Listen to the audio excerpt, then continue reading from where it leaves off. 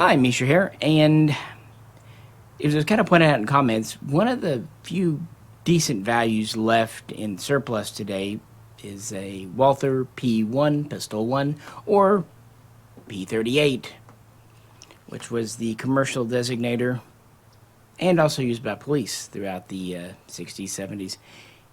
And a fresh batch kind of came in. These have been coming in pretty consistently for a good 20 years since they started to be surplus from the Bundeswehr and police forces. But to have a relatively early example and to have a relatively late example, this from 1960 and this from, it's either 83 or 87, I can't remember, so 80s anyway. And so let's talk about kind of what makes this fun. Shoot a few rounds through it, because yes, these still do shoot. And look at, is this a value today? I mean, the P1, the post-war P38 gets a lot of guff, and to some extent it's deserved, but I think sometimes it's kind of unfairly criticized. There's actually a lot of changes made between the late 50s and frankly even early 90s, so we're going to go through a lot of those. As always, if you could, please do like, share, and subscribe. Check us out on Patreon. In fact, this video is because of a Patreon.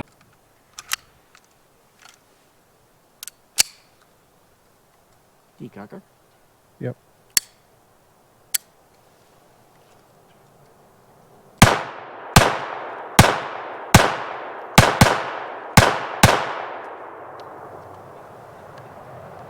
This time of year it gets so dark so early, but that's kind of fitting when we're talking about German guns. Here's a PP, which is probably what Walther is most famous for. But this really was just the stepping stone. The double single action with the decocker came from here, and it would continue on in production. That would be Miss Peanut after the war as well. In fact, it kind of gets us to start our story. In 1949, the three Allied zones would unify into the German Federal Republic, and very soon after, Fritz Walther, who had left with almost just the clothes on his back, but also the blueprints and design work for pistols like this and the P38. Well, in 1950, he would establish a new factory in Ulm, Germany. West Germany, to be exact. But at first, they could not make firearms. That actually led him to partner with Herein in France to make several guns beginning in 52, 53, starting with PPs and PPKs. But let's fast forward to 1955, when the West German government, with NATO approval and even encouragement, would again form an army, the Bundeswehr. Now, if we go back to 1950, there was the BGS, the Borders Guard. And it started off very small. It was kind of paramilitary. It was kind of a way to not have a military, but have someone there because the Cold War is hot. And the BGS started off using a lot of leftover P38s. Also some Spanish Astra 600s known as the P3. And they would go from there. But in 55, they knew the Bundeswehr is coming, and Fritz Walther was already in discussions with the German government to make this new generation of P38s, still under this name, P38, no dash, no period, just P38, for the Bundeswehr. And already it's decided to be calling this the P1. And incidentally, some of the P3s, the Astras, would creep in to the Bundeswehr in 1956, right as it's getting formed, because they don't have enough older P38s. And Walther's not quite up to production yet. That would actually wait until June of 1957 when the very first of the new P38s, which at this time are only known as P1 on paper. They're still roll marked P38 on the slide. And it's not just for the Bundeswehr that Walther's making these. No. They have ambitions for the police, makes sense, but also commercial sales. So there are three targets in commercial: for domestic use if possible, but also exports. This is where the E-Series, export series, kind of gets going too. Kind of reminds me of the HPs that Walther made for export before and during the Second World War. But yeah, these were built in an all-new factory in West Germany. Yes, she finally joins us. Yes, I know. Do you have things to say about Germany? Have you been to Germany? Cocker is on, so there we go. Start off in the double action mode.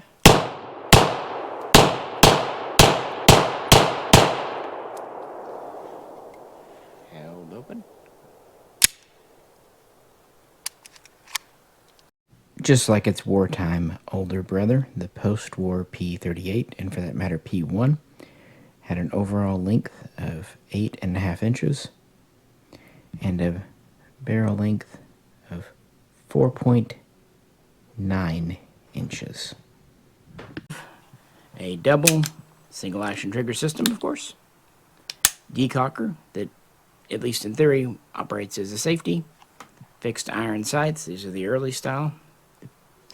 Heel mounted mag release, which was really done to just kind of retain mags. Wraparound grip. Steel barrel and slide, or frame, if you prefer, on the top. And then, of course, an alloy frame based on the Dural of World War II. Disassembly we'll get to. We have an extractor here. We have an internal ejector.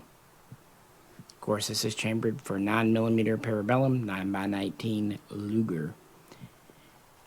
Those are our baseline features. And while they would not change, this one here is an early version. The one we've been shooting is a later version. There are some external differences. Most notably, obvious, are with the sights and the so-called fat slide. This original style slide, featured on the 1960 model here, was more or less dimensionally the same as World War II. The biggest single change was the so-called fat slide, and this was first introduced at the tail end of 1967 and was becoming well known and in full production by the beginning of 1968, around serial number 310 to 15,000. And with it, we have enlarged, or lengthened, rather, serrations. You can see here. And this fat slide is about 1.5 millimeters wider, thicker. It's probably the most obvious change and upgrade, but not at all the only one. Our second major difference externally came around 1973, 1974, around serial number 370,000. We went from the, again, more or less World War II inspired small notch rear and roughly a 2mm front blade to the large notch rear and roughly 3.5mm front blade with the white dot, so the wide one, for rather obvious reasons. For one thing, this front sight would be more durable. For another, it's just faster, quicker aiming with a more modern styling. And this would come in around the same time as another famous improvement to the post-war P38, P1. And that would be to the frame. While this is an anodized, I think it's about a type 2 anodized kind of semi-gloss frame, aluminum alloy. It's very similar to the steel version.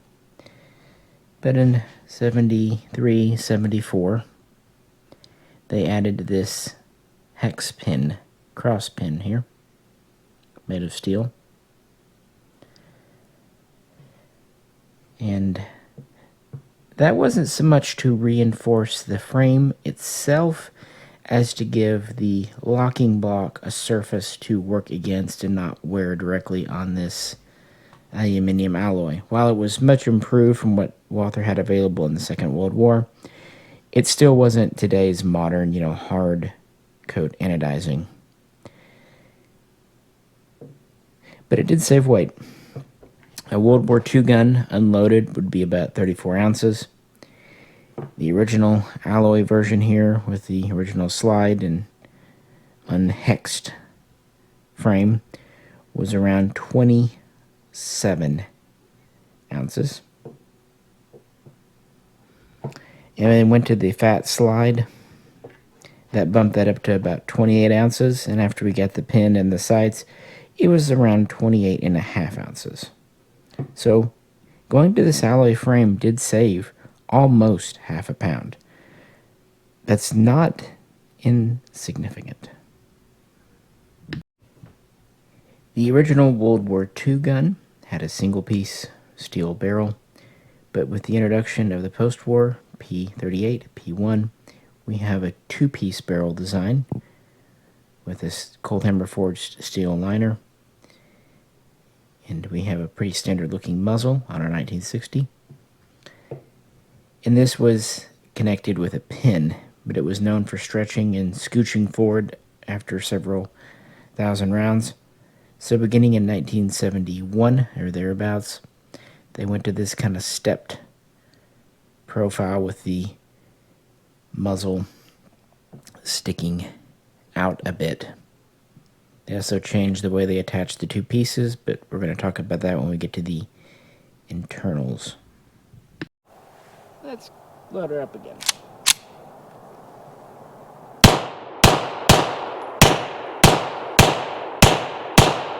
So originally, the Bundeswehr guns would be marked P38, so potentially earlier ones like this could have been that. But in the fall of 1963, they actually started roll marking them from the factory P1, Pistol 1. And this kind of makes a more definitive slice. Now, I've seen some online sources say, okay, 1963 was the last year of P38 production. No, not at all. And I know you know this, but Walther continued using the P38 name for police sales and export commercial sales because of, name recognition. Why not? This was a very modern gun for World War II with its hammer system, safety system, and its breech style, accuracy, and honestly, cost of manufacturing. It was quite a bit cheaper than the Luger in 1938, 1939, and thanks to some of the modernizations Walther was introducing, it actually remained rather competitive with some other German and European guns. For example, the quote-unquote P2 was actually the German designation for the Swiss SIG P210, the P49 in Swiss military service. So you better believe this was a lot cheaper to purchase and even manufacture compared with that guy. That's a fine gun. So he really didn't feel that dated for the 1960s. And of course, the young Bundeswehr was on a tight budget. Originally, Fritz had negotiated to make at least 100,000 P1s for the West German Bundeswehr. But ultimately, he would make just shy of 500,000 for them. And I'm sure some went to the police and what have you. Of course, some of the guns originally made for commercial purposes would go to the BGS and other police agencies too. So, it's kind of whatever Walther had on hand.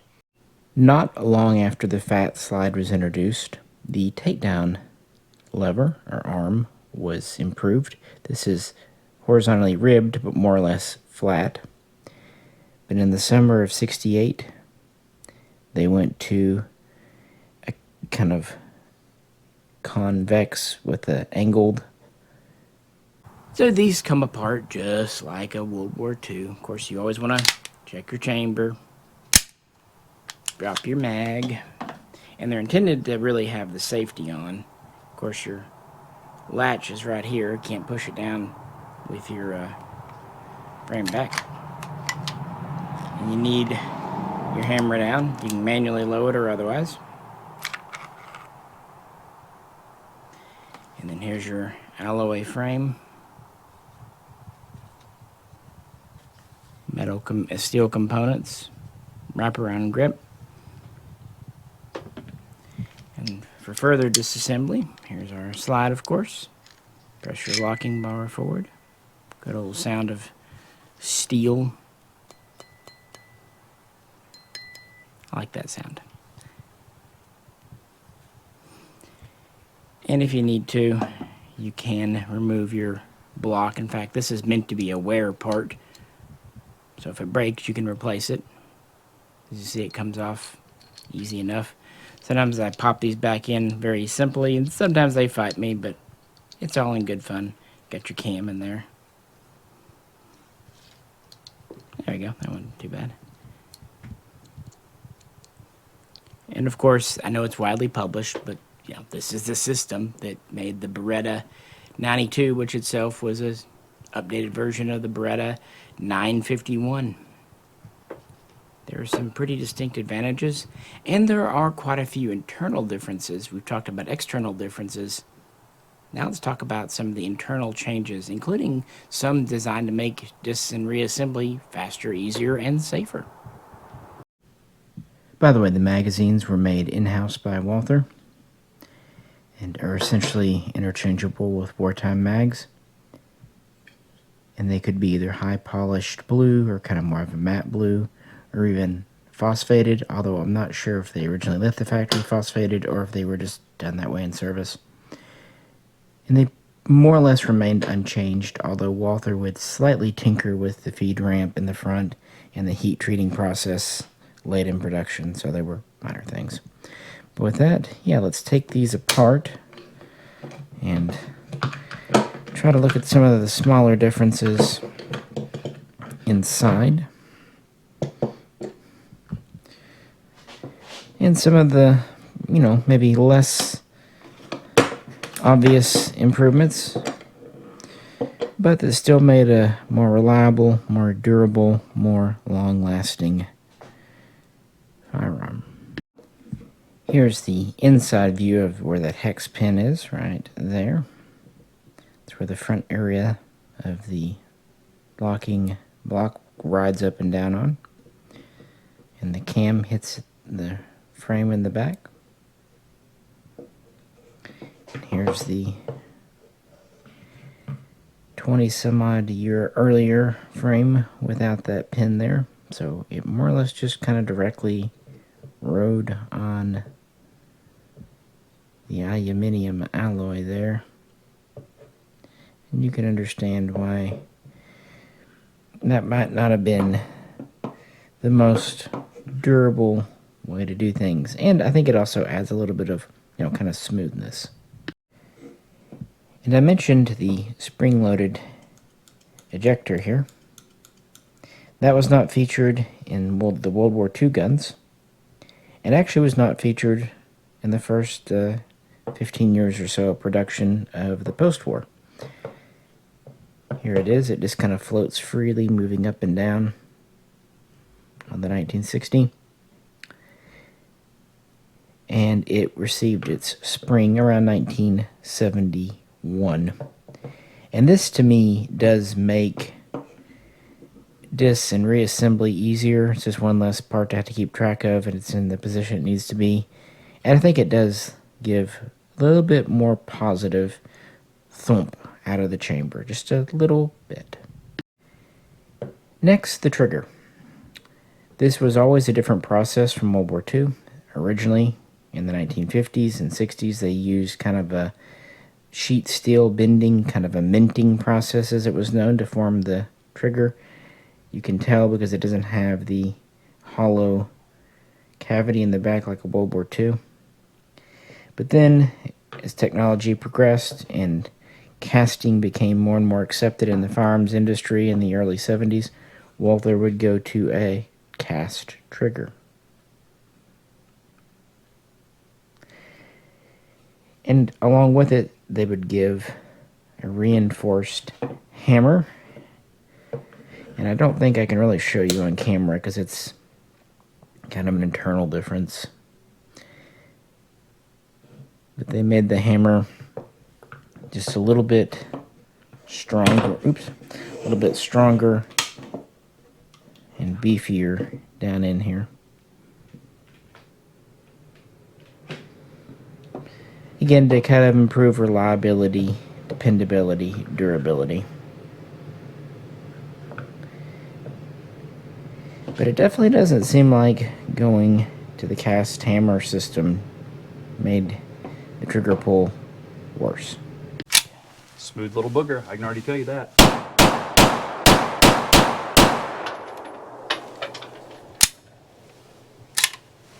Well, it doesn't get much better than that, folks. It's like driving an old stick shift in 9mm. Yeah. It's just a straight shooter, feels good, and a classic. What do you think of the trigger? The trigger is extremely light. See, everyone complains about the triggers of those, and I'm like, okay, yeah, they're not match triggers, but No, I come from block. fine. I come from my daily grinders and daily carries. I mean, Yeah, it's a metal curved carry trigger. gun. Yeah, and yeah, it's a carry gun. Exactly. What more do you want? You don't want to accidentally put your finger in it and round one off. But before we move on from the frame, one other aspect that lets it save weight besides the alloy itself are actually these wraparound grips. These are considerably a more modern plastic or polymer based on the Bakelite of World War II, so they're both more durable. They give better gripping texture, and they save a little bit of weight. Fun fact, these are actually quite similar in a lot of ways to the grips used on the original HP in P38 Zero series in 1939-1940, except for the lanyard and the cutout for it are a different shape. So you're not going to mistake early for late, but it's kind of interesting the texture and everything they return to. But now, let's see what the slide holds for us. Looking from above like this, we can really see the difference in the sights and also just the cut of the slide, how it steps down from the barrel and then doesn't here. It's just beefier all around, and just how the serrations are more indented versus on the original style. With that, flip this over because we have a couple of things to talk about, and let's begin with the barrel assembly. As we already mentioned, the barrel was always two pieces, but they would go to this version that kind of protrudes from the muzzle. And it went originally from just a pinned-in system to a collar system that gave better support. The original so-called short collar would appear around the end of 1972-73, and the more modern long collar system with further support would appear around 74-75. And these would still have what they considered a fully supported chamber, of course barring the cutout for the extractor, of course. And just because it was considered a wear part, something that could be replaced, for that matter, it's the same thing for the Beretta 92 M9, the locking block was not left alone. Around 1975-74, they added a little bit more metal to the block.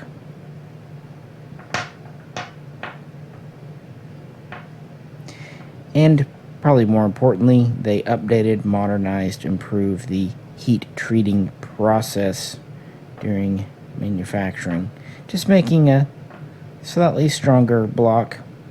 And this also worked better with the fat slide and the hex pin reinforced frame. With them reinstalled, you might be able to see how the bottom one is just a little bit thicker, heavier on the block. And you might be wondering, why do this system versus the tipping or tilting barrel? Well, one of the benefits is you don't have really much of a feed ramp at all. Bullets can go straight from the magazine into the chamber with very little tilt, tip, or whatever. And another is, your barrel, while it might move horizontally back and forth, it never tips up and down on the vertical axis. So at least in theory, that can give better consistency when it comes to accuracy.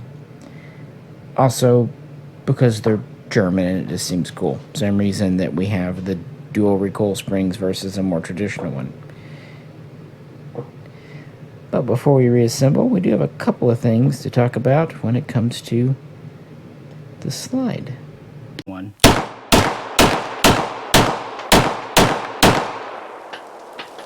Nailed up.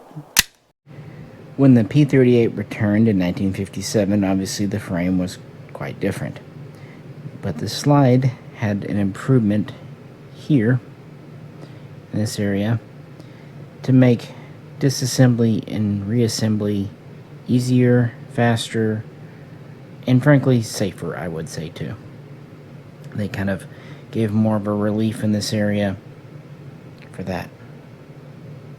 Another area was with the firing pin. One issue especially is quality of manufacturing and final checking really degraded in World War II was the firing pin. They would be known for breaking, and even worse, when you would use the decocker safety, sometimes there'd be a malfunction and you would have a fire when the hammer dropped. So, while Walther was having to reintroduce the Bundeswehr pistol on a budget and was just getting it up and running, even with 1957 guns, we have an improved firing pin style with more of a safety built in. It's still not perfect, but it's better. Round head style. And then around 1977, they started polishing the firing pin. And they did that not to be pretty, but to just make sure there was no resistance and it was a smoother travel in the channel. And that actually really matters because years ago, Wiselight Sterlings, when they machined out the bolts, it was rough in there, and eventually it would lead to the Sterling firing pins break. So Walther, just in order to try to give the firing pin as little resistance as possible, polished them up. And then, in 1983, the same year this gun came out, they actually strengthened and slightly enlarged the head of the firing pin. Again, just for reliability, durability, things you'd expect. And before we reassemble, here is the original slimmer slide sitting right on top of the fat slide. You can see the lip. It's not much, and the idea was mostly to try to dissuade stretching and cracking in this in-between area where they're just held together and where the locking surfaces would be. And of course, adding the extra serrations makes sense for use in colder weather with gloves. Why not? And actually, the last guns sent to the Bundeswehr would be in 1992, so just after reunification of West and East Germany. Kind of interesting. By this point, the police have mostly shifted to newer guns. Maybe some had briefly the P4 and the P5 from Walther. Even some tried out the PP Super. But really the P6, which was a SIG, and the P7, which is of course the Heckler & Koch, replaced it. And then beginning in 1994, for the new unified Bundeswehr, the German Bundeswehr, the HKP8, a variant of the USP, started to replace the P1 finally. But it was a relatively smooth and gradual transition, taking about a decade until 2004. And while military and police sales had ended for Walther, they still did special runs. They even did a handful of commemorative steel-framed guns. And their very last post-war P38s were created either 2002 or 2004. It's also a little hard to say if it was all new production or just probably using up existing parts. But that's around the same time a lot of the surplus guns started coming in. I purchased my own P1 around 2003. And ironically, back then, I paid $400 for it in the store. And today, guns like this aren't much more.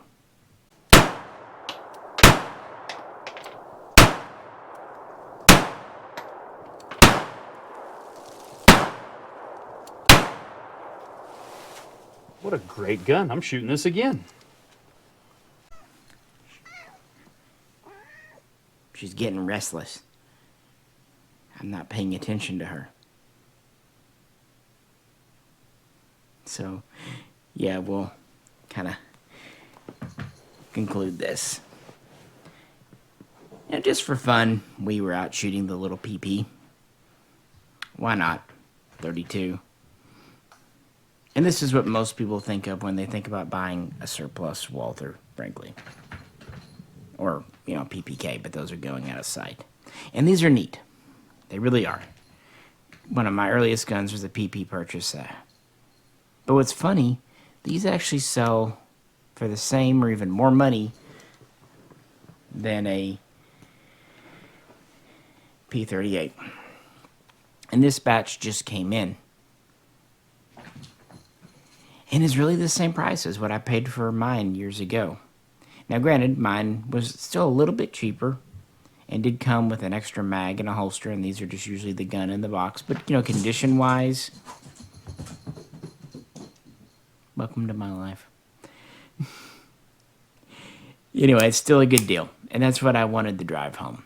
There's still a little bit of a sleeper. There's not a lot of just really nice surplus guns out there that aren't overpriced, but I still think this is one of them. Let's give it another go. And decocker. Start off on double action.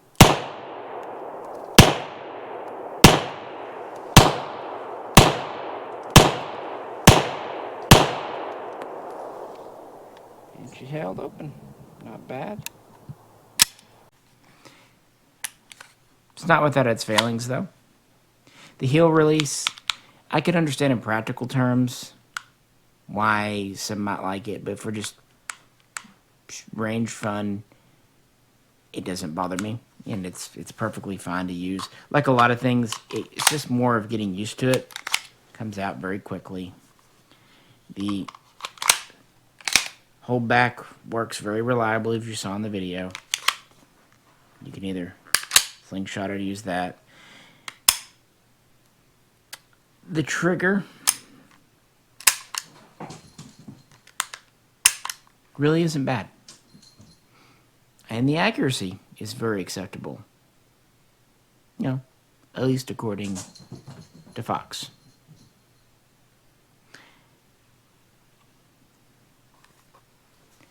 And in the reverse, I don't find mag insertions difficult.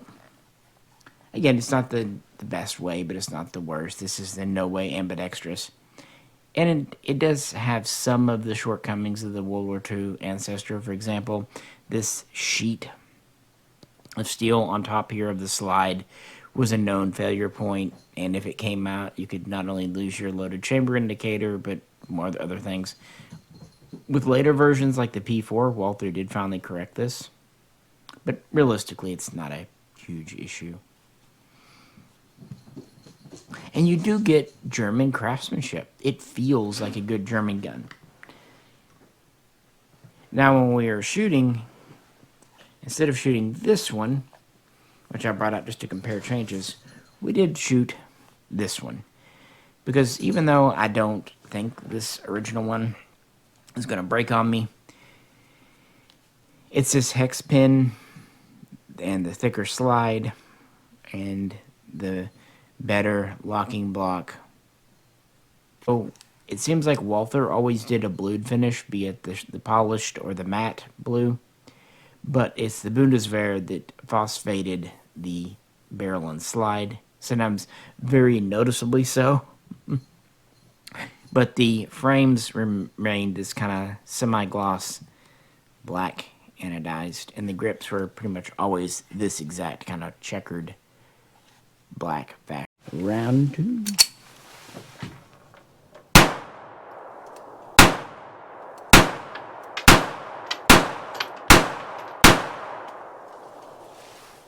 Awesome little gun, man. You get any slide bite? Nah, not at all. Yeah. I'm so used. So folks like the little PP. But I was pleasantly surprised how much you seem to actually appreciate and enjoy the P38 P1 style. It's nice to kind of see him get into some of these older guns. Kind of an oldie but a goodie, like you said, driving a stick shift. And I'm not saying they're perfect. I know that. But I think if you want a shooter P38, and it is a fun gun to shoot, I do like how it balances in points. The money's good there. It really is. For what they are right now. And they will eventually dry up. Now, yes, Walther delivered nearly 500,000 to the Bundeswehr, and they've made about another 100,000 for commercial and police sales. So, post-war production between 1957 and the early 2000s was around 600,000. Not bad at all for peacetime. Basically half as many as was built in World War II, which was about 1.2 million. And I think a lot of the things said about cracking frames, while they definitely exist, are maybe a little overstated. And I would say, though, even with some of the improvements, you need to stick with FMJ. This feed ramp is not meant for hollow points. When this was made, that didn't really exist, especially for police users. I've heard some people use round-nosed lead bullets.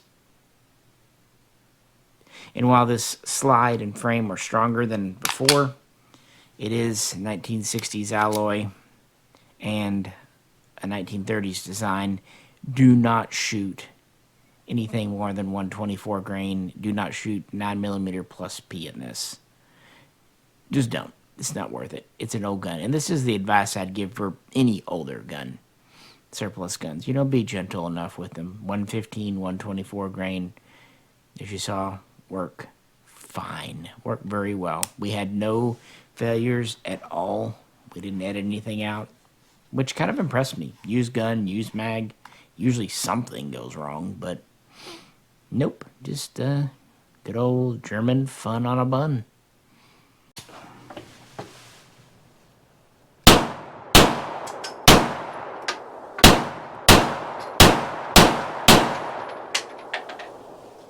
Dink.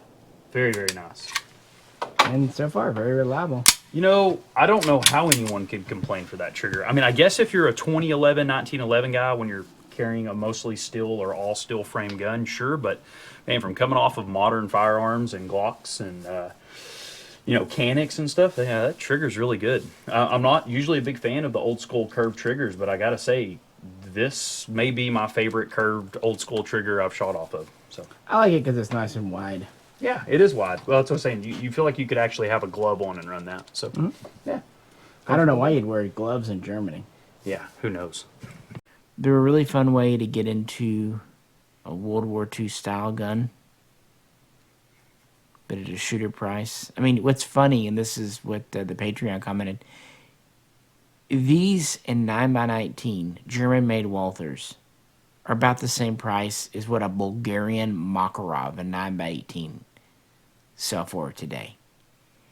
That's crazy to me. Not that I don't like Makarovs, you know I do. But just think about it. A gun that's a knockoff of this gun sells for more than this gun. Sometimes not even as in good a condition. I'm going to finish off that box of ammo. Of course, you got your decocker on. Little to the left. I was just showing the decocker there. Yep. Double action is double action. Yeah, single is fine, and it's been holding open reliably. Yes, it has. So did I convince you, or are you still not a fan, or maybe you always were a fan? I'm not going to say this is as historic or collectible as a World War II version or some others, but if you just wanted one as a shooter, and it's mechanically interesting, I think, of course, keep in mind when you go to shoot them, you don't want to use hollow points, and you don't want to really fire over 115, 124 grain. You definitely don't want to do plus P. I mean, this is a relatively early alloy generation gun, but on the flip side, it is double single action. And while I wouldn't completely trust the decocker, I don't really trust hardly any of them, just to be safe. It's there, and it does have some modern features like the loaded chamber indicator, and they're reasonably accurate for what they are, and magazines are, relatively affordable, frankly. 8+1 is fine. I don't know, just for the time and effort, and it is a true German-made gun, and it saw substantial police and military use. Like I said, over 500,000 made, over a very long production life, quite frankly. Trigger is military fine. But yeah, feel free to drop a comment, and as I said at the beginning, this video was kind of inspired by something a Patreon said. So with that, this is Misha, and catch you very soon, hopefully with maybe fewer side-by-sides next time.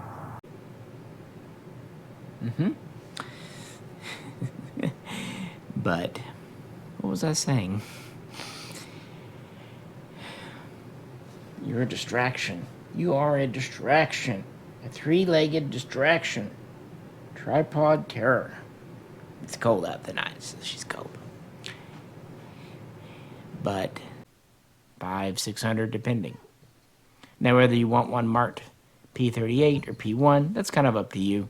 There's kind of cool factors either way. And a cat. Thanks, Miss Peanut, for helping out so much.